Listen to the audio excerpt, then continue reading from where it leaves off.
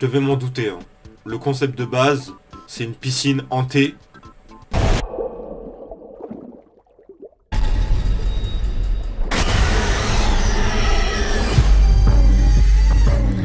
Bonsoir à tous, aujourd'hui on se retrouve pour une nouvelle critique, le deuxième film de cette semaine. Alors Night Swim réalisé par Bryce McGuire, qui est adapté d'un court-métrage du même réalisateur. Et j'ai pas vu ce court-métrage, je vais le regarder après pour voir s'il est mieux que l'original, enfin que celui qui est sorti en salle. Alors Night Swim, c'est un film produit par Blumhouse. Ils produisent des films à l'appel, c'est incroyable. Mais malheureusement, à force de produire des films à l'appel comme ça devient... Enfin, les films sont quasi tous oubliables. Le problème de ce Night Swim, c'est qu'il y a des thématiques intéressantes.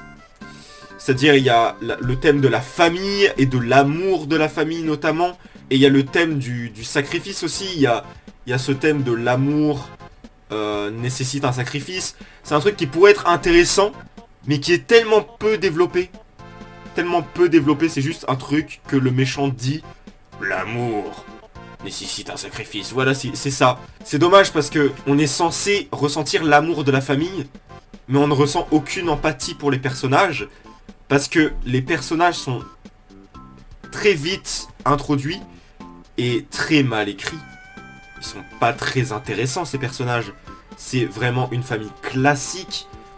Il y a rien dedans et il n'y a pas de profondeur dans ces personnages. C'est-à-dire que même le personnage du père qui a une maladie dégénérative, et c'est pas exploré, et même ça c'est pas mis en profondeur. Du coup il n'y a aucune profondeur dans les personnages. On ne ressent pas leurs émotions, on a l'impression que c'est normal pour eux ce qui se passe. C'est tout le temps cette sauce avec les films d'horreur bas de gamme.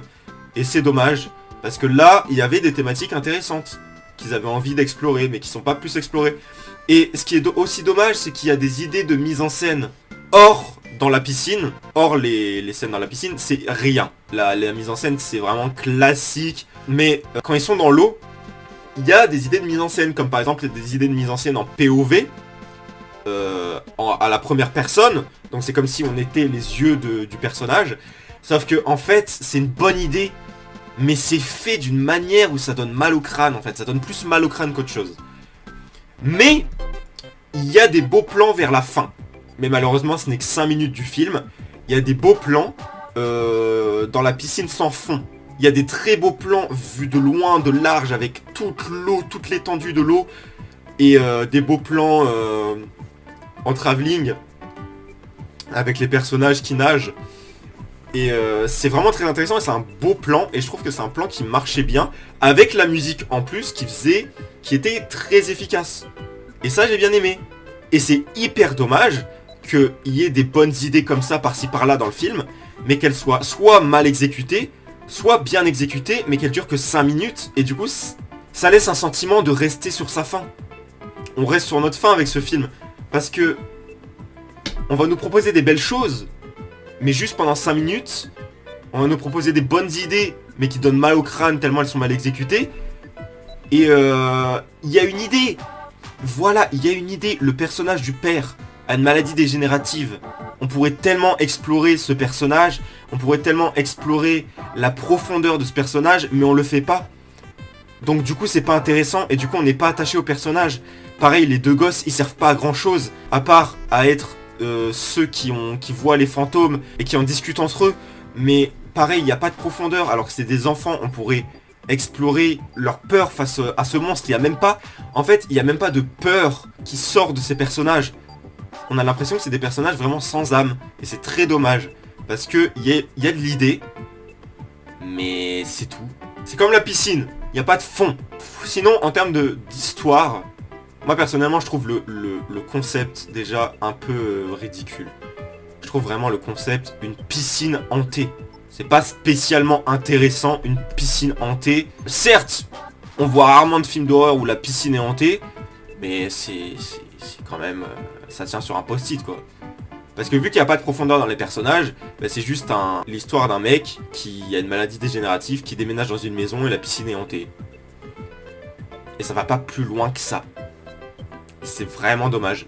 Et même, c'est très rare. Alors, faut savoir que moi, niveau screamer, je suis très facile à sursauter. C'est-à-dire que quand je me retrouve devant un film, même s'il est merdique, s'il y a des screamers, ça peut me faire sursauter. Ça me surprend. Ça me fait pas peur, mais ça me surprend. Là, il y a des jumpscares, mais j'ai sursauté à aucun moment du film.